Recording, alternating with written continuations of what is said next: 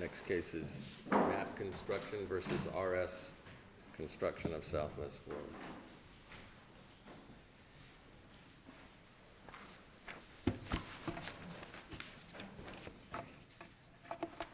Ms. Court Reporter, you need a minute before you... I'm sorry. Well, I don't want you to get trapped there is what I'm suggesting.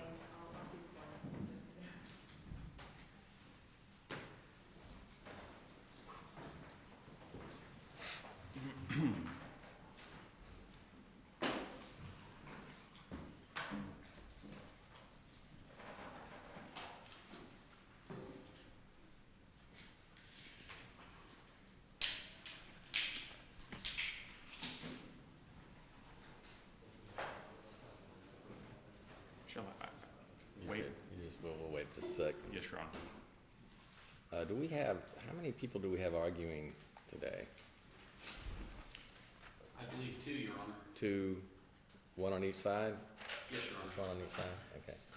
I was just looking at all the lawyers on the, I On the don't believe briefs for the anybody's going party. to be arguing for R.S. Smith. okay, that's fine. Or Carrillo. Or Corella. Okay, so I haven't got any. straight 2020. Yes, yes, Your Honor. Thank you very much.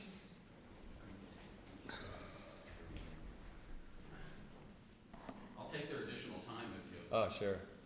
okay? Oh, no, I was going to tell you have to share their time, so. Shoot.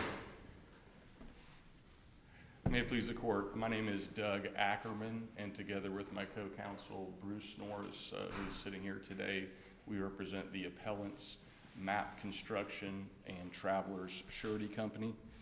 We are here seeking a reversal of the grant of summary judgment to the appellees. I would like to reserve 5 minutes for rebuttal. Sure. If I could. Thank you. This is a construction case. Involves a Walmart in Bradenton, Florida. Walmart obviously is the owner. Our client is the general contractor and the payment bond surety. The subcontractor is called McLeod Land Services, and they are represented here today. And then underneath McLeod, there is a sub-sub, that's R&S, and then there is a trucking company, that's Carrillo. So to clarify what happened just a little bit earlier, essentially Carrillo and R&S have allowed McLeod to take the lead in defending the judgment, and they've basically joined in the briefs without further notice. The statement of facts begins in June of 2011, specifically June the 3rd. That's when the prime contract is signed between our client MAP and the owner Walmart. Just 10 days later, McLeod submits a bid to our client to perform under slab base material, and they call it, quote, lime rock. On June 21st, our client sends McLeod a letter of intent, and it says, we'll be sending you a standard form subcontract. In the meantime, you may commence with submittals, and you may install that which has been submitted and approved. On June 29th through 7/8, that's 10 days, there is a series of emails going back and forth between my client and McLeod, essentially arguing about the building pad elevation. Our client is asking McLeod, is the elevation accurate?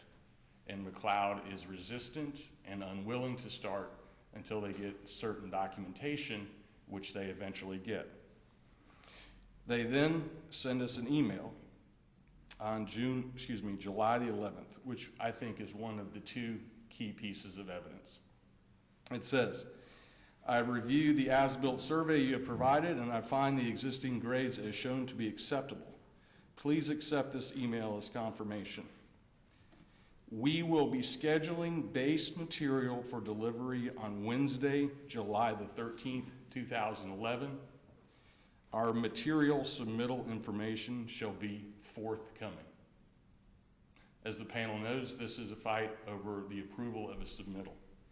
And the trial judge held on a voluminous record that we waived or are stopped from enforcing the contract terms on submittals. What does the record show about McLeod's state of mind? They send this email on July the 11th. And what do they say? We will be scheduling base material for delivery on Wednesday, July 13th. That's 2 days later. Our material submittal information shall be forthcoming. Hasn't even been given to us yet, and they know it. So what's really happening in this case has nothing to do with waiver and estoppel. What it has to do with, and the record shows it, is that McLeod never considered gray shell rock to be anything different than FDOT lime rock.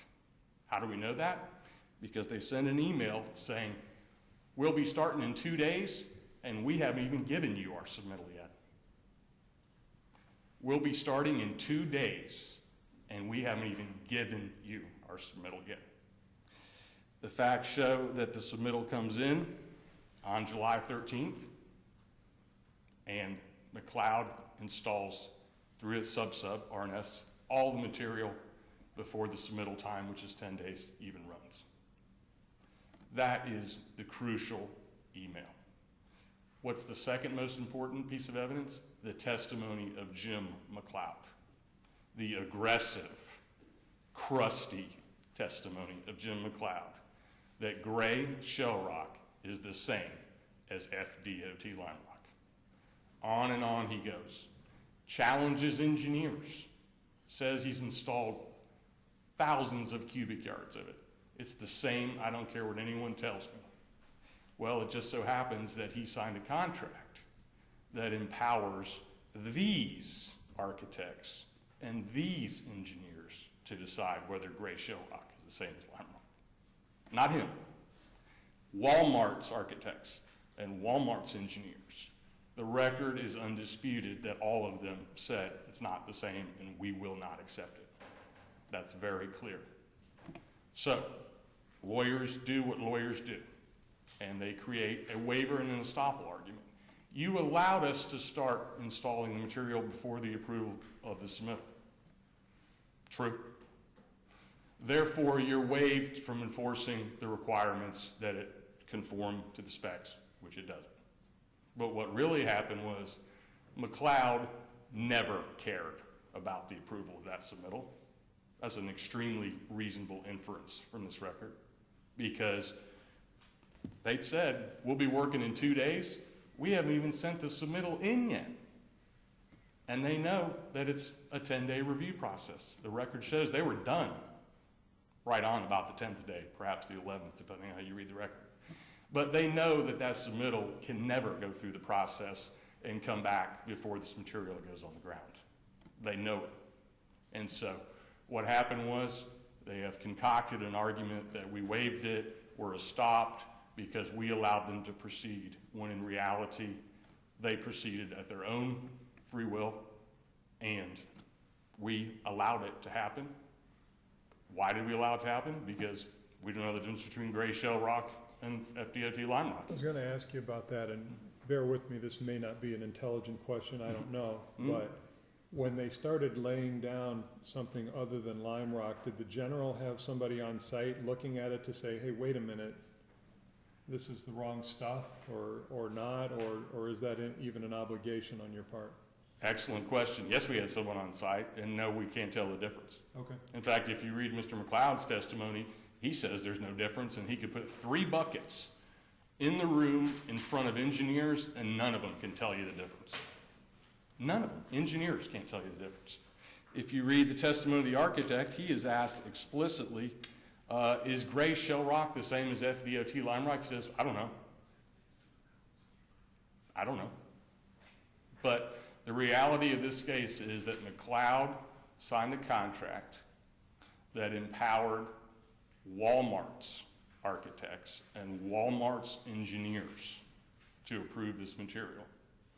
If they wanted to propose a substitute material, an equivalent material, an alternate material, whatever terminology you'd like to employ, they had to get that approved before they installed it. The record's very clear what happened here. Mr. McLeod had done it before. He'd done it on a Walmart job before. Not only had he done gray shell rock for lime rock for years, he'd done gray shell rock for lime rock on a Walmart job. So he didn't care about the submittal, not at all. And the trial judge erred when it said that our client had waived or was stopped from following the submittal procedure by allowing them to proceed. Why? First of all, it had nothing to do with McLeod's decision. Second, we didn't know. Waiver is the knowing and voluntary relinquishment of a right. There's absolutely no evidence in the record that MAP Construction knows the difference between gray shell rock and FDOT lime rock. In fact, the architect doesn't even know the difference. And Mr. McLeod aggressively testified that he could put 3 buckets on the ground and an engineer couldn't even tell you the difference.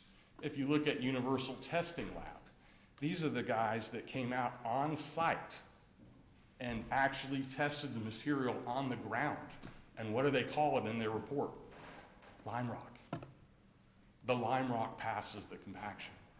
It's not lime rock. So we don't believe that this record can sustain a finding that our client knowingly relinquished the right when our client didn't know. You know, but he's basically told you, I'm gonna start at a time when your client knows it's not gonna have time to examine the submittal. True. And your client does not say, stop, True. wait. In fact, your client, if I recall, was kind of pushing them to get started early, was it not? Our client was pushing them to start early and they were resisting. But ultimately, he says, I'm gonna start putting this stuff down in 2 days and I'm gonna get the submittal to you when I get it to you. That's what they said. But Well, there that's isn't. what the email says, and From- your yes. client doesn't say, hold on, we need to look at this stuff first. Neither does their email say, oh, by the way, we're not going to be putting lime rock down. Should we call the architect and get that approved before Well, we yeah, do but this? what is the purpose of the submittal? The purpose of the submittal is for the subcontractor to mark clearly on it if a substitute is proposed. And the submittal is passed to the architect/engineer for approval? Yes. So if they wanted to have a waiver, they needed to put that on the submittal. We hereby propose gray shell rock, not FDOT lime rock, and it does not. I mean, it meets the equivalent statistics and specifications page, blah, blah, blah, blah. All they did was mark it approved. And if you read Mr. And that would take 10 days? If it would have been lime rock, none of this would have happened, of course. But yeah, they were allowed 10 days. And if you read the testimony from the engineers, you can see they pass it back and forth, and they have a slab consultant, and then it goes back up to the structural engineer and then to the architect and back to the GC. So yeah, they still get 10 days no matter what. But the key is that if they propose an alternate, a substitution, a deviation, they have to mark it on the submittal. Otherwise, no one is on notice that anything other than FDOT lime rock is going in. If there are no more questions from the panel, I'll reserve the rest of my time for Sure. rebuttal. Thank you. Excuse me.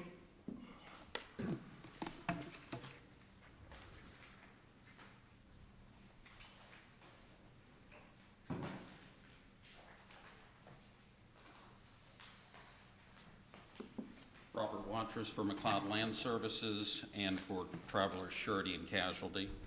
I'd like to thank you all for the time and attention you've taken in reviewing this, and your clerks and staff in reviewing this. In this situation, first I'd like to address some of the points made by opposing counsel. There was what was possibly inadvertently forgotten was there was an email from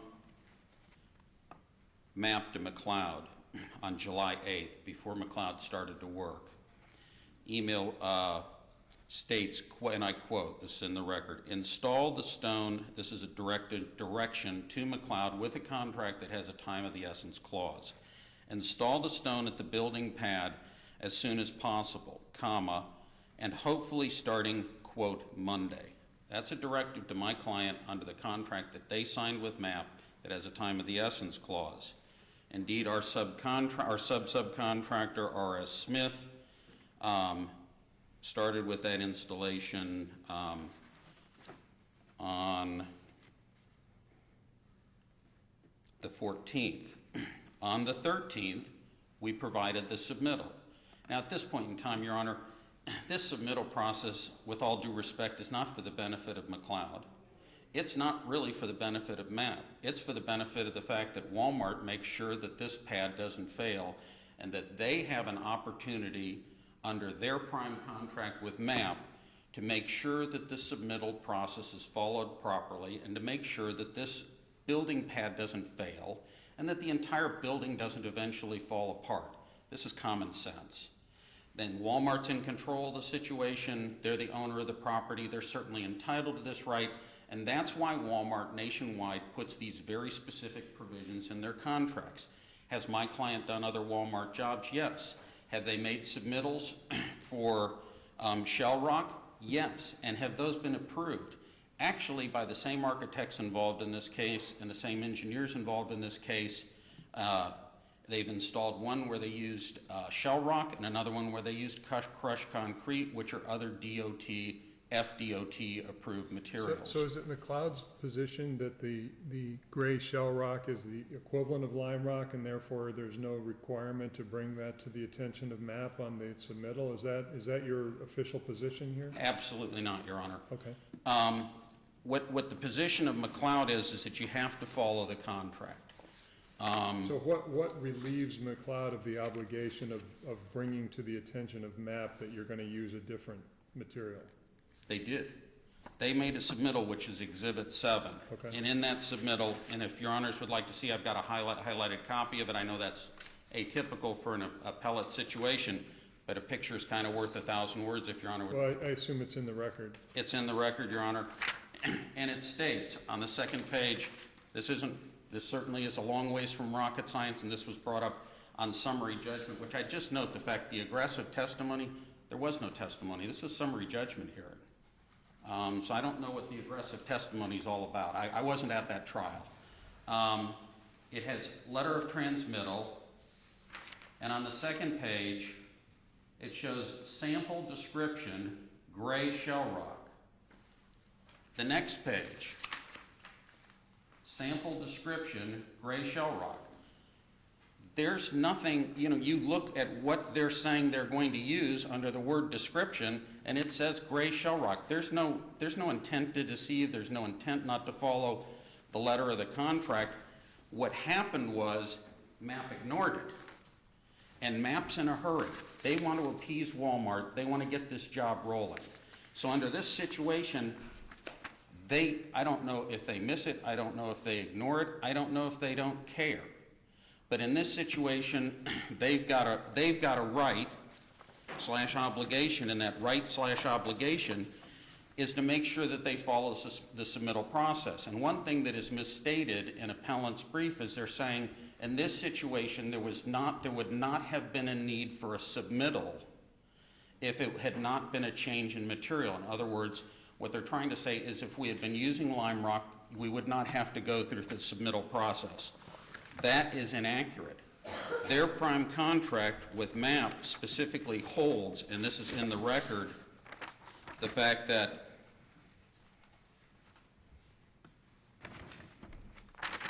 getting a little out of order here, but I'll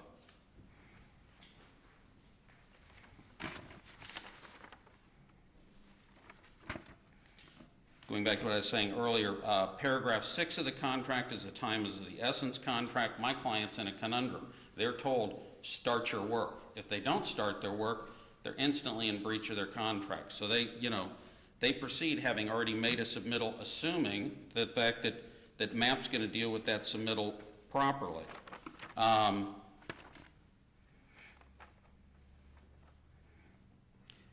MAP had the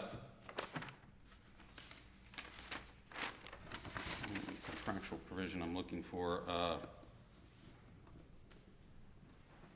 Okay, it's spec section 03312. This is all contained in the record, and it indicates the fact that the sieve analysis was required for all underslab aggregate base material.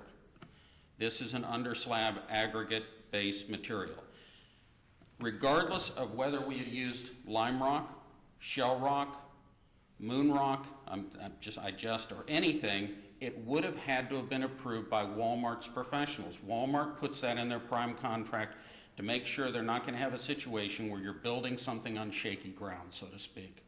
So in this situation, irrespective of whether this was lime rock, shell rock, or any other material, and indeed McLeod has even put in crushed concrete with approval from SSI on a different Walmart, but you have to go through the submittal process. My client makes a submittal. Is there some ill intent here? Are we trying to be sneaky? No. Why risk a situation like this? My client makes a submittal at the last minute because, quite frankly, Your Honors, if you look at the timeline, this occurred in a very short window of time. This all occurred within about a 2-3 week period of time, and my client was done on this job. So within that period of time, on July 8th, we get the instruction to proceed. On July 13th, we make a submittal. On July 14th, we're starting to install the base material. We've actually completed this installation, I believe, within 9 days. By the 22nd, we're done. At that point in time, Matt, who has sole control over the submittal process, has forwarded the submittal upstream as they're supposed to for review by the architect and by the structural engineer. They haven't, the architect and the structural engineer have not responded. Under the contract documents, MAP is the sole entity that has control over these submittals. We took depositions, and you can look at the contract. The subcontractor is not involved in this submittal procedure except for to make the submittal to MAP. We made the submittal. There's nothing deceptive about it. It indicates the fact that it's gray shell rock. They're on notice. If they don't read it, that's not my client's fault. Nobody's trying to pull anything here. My client doesn't want to put down a bad pad and have to tear the pad up and potentially risk that situation. MAP's trying to race forward on this job to keep Walmart happy. MAP issues a directive a couple of weeks later indicating the fact that they're now going to have their other subcontractors, it's all in the record, come and start working on the project based upon Jim McLeod's affidavit at the summary judgment, which is uncontroverted, by the way. They've done nothing to contradict anything contained in my client's affidavit. He warns MAP and says, watch out, you're going to destroy our work. MAP goes forward and allows their other subcontractors to come in and destroy McLeod's work. How do we know that? Because they conveniently gave it to us in emails, which are contained within our brief. I believe we state them not just once, but twice. In addition, after the pad's now destroyed, the MAP personnel initially see they've created a problem, and they approach McLeod and say, we'd like pricing for you to come back out and redo your work, obviously realizing the fact that they made an error. Then they decide, no, we've got a better idea. Now, this is my opinion, but This is the internal discussion. this is the internal discussion that comes. Let's cram reject it this. down. Let's reject this. Yes, Your Honor. That's where they say, let's Material. cram this down McLeod's throat. Let's find a loophole. Let's start seeing if we can concoct a way where we can find some other means of blaming this on McLeod. And they give it to us in black and white, and this was all before Judge Smith. So Judge Smith had the opportunity, and there was no aggressive testimony. Like I said, this was a summary judgment hearing. We submitted an affidavit. I'm not quite sure what that was about. I missed the aggressive testimony. We had a situation where Judge Smith had this case in front of him. Opposing counsel stipulated to the facts of the case. Now, why he stipulated to the facts of the case is because he said, we think we're entitled to summary judgment today, Your Honor. That's on the record. Although they'd never filed a motion and they'd never noticed it for hearing, but for that reason, he said, we'll stipulate to the facts. And I gave the judge a timeline. We had Mr. McLeod's affidavit, and MAP stipulated to all the facts presented before him. Judge Smith ruled on behalf of waiver and estoppel. In particular, on the waiver argument, you have a relatively simplistic situation here. MAP had a right and an obligation in this situation to move forward with the submittal. They chose to waive that right. They instead instructed, instead of waiting and saying, wait a second, McLeod, you're the first guy out on the job. You're putting down the foundation that this whole building has to be based upon.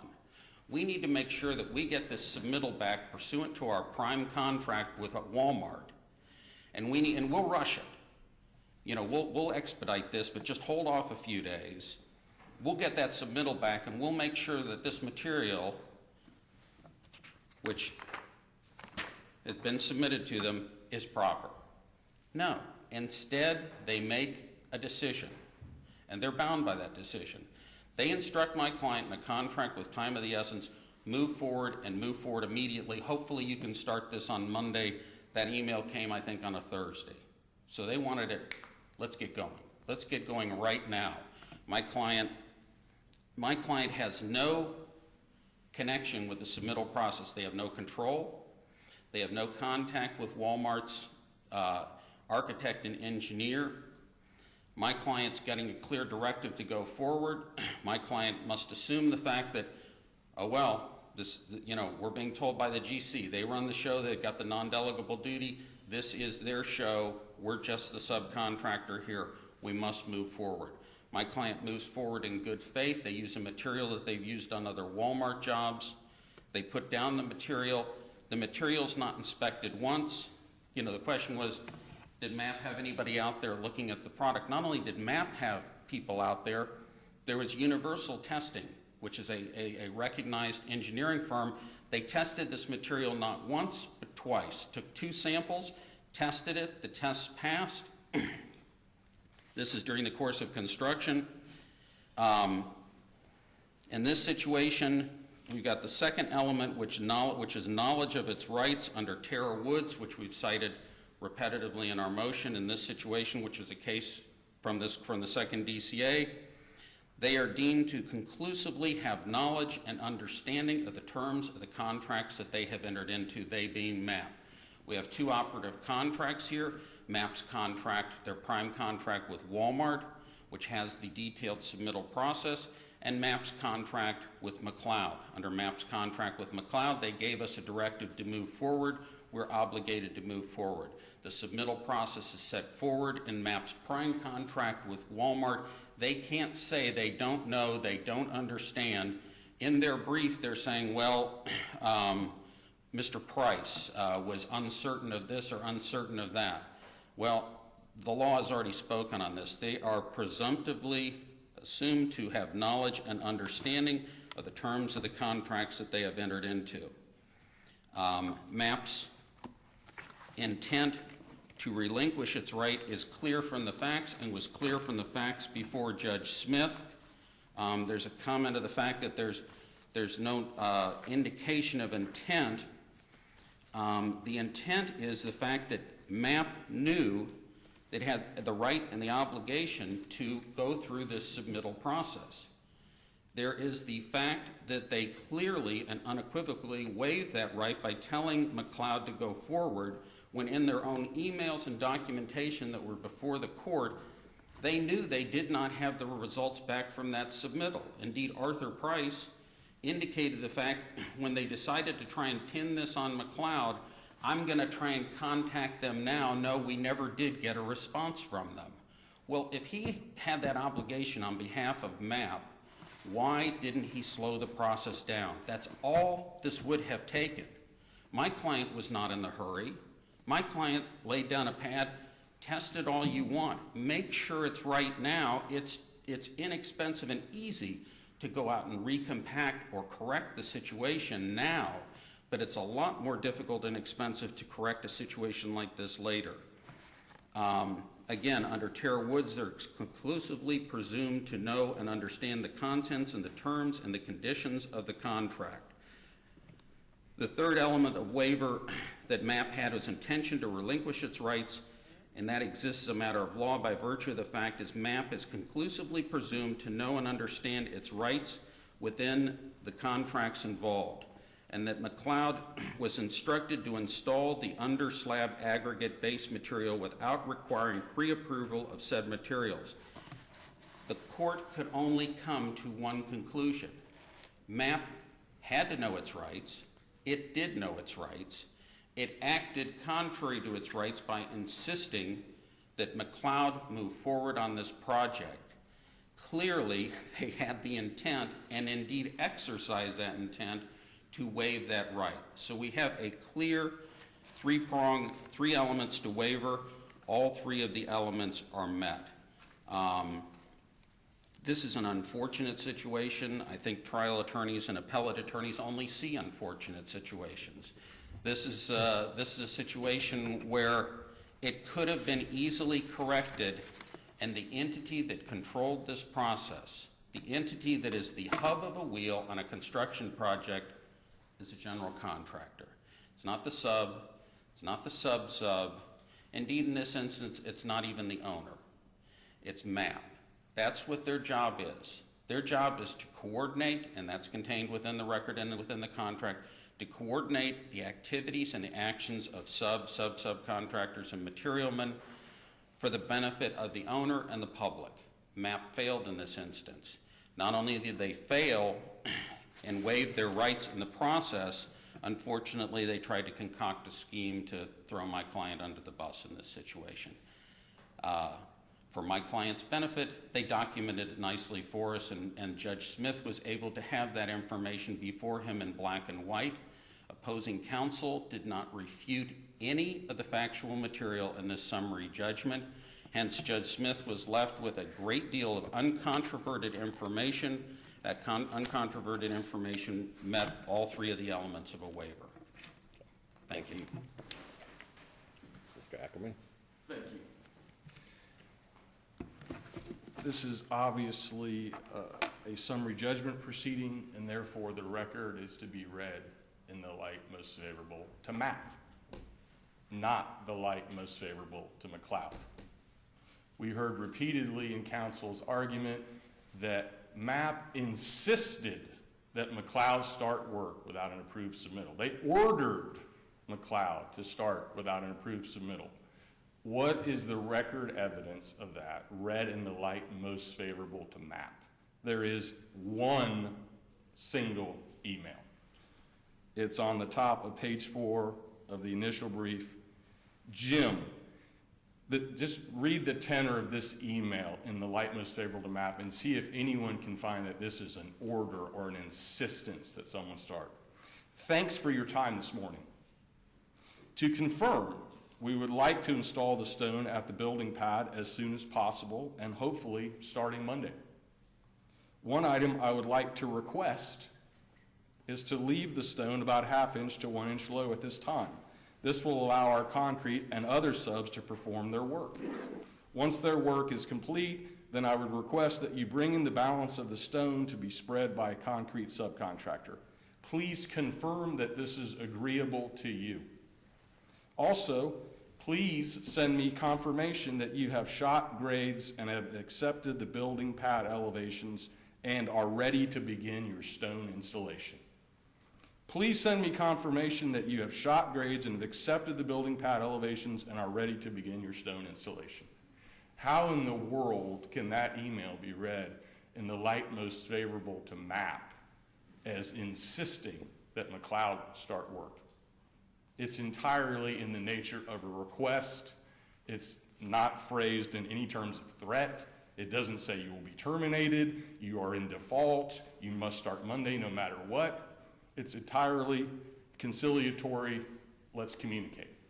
Even further, what's the response? Dana, that's MAP's top guy.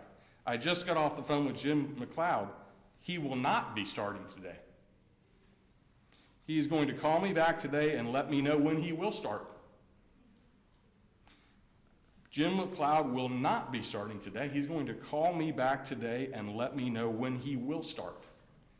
He will not be able to start until we have a letter from him accepting the pad, and we send a letter to the engineer of record, and the engineer of record will send a letter to Wes Inc. So that's the record evidence.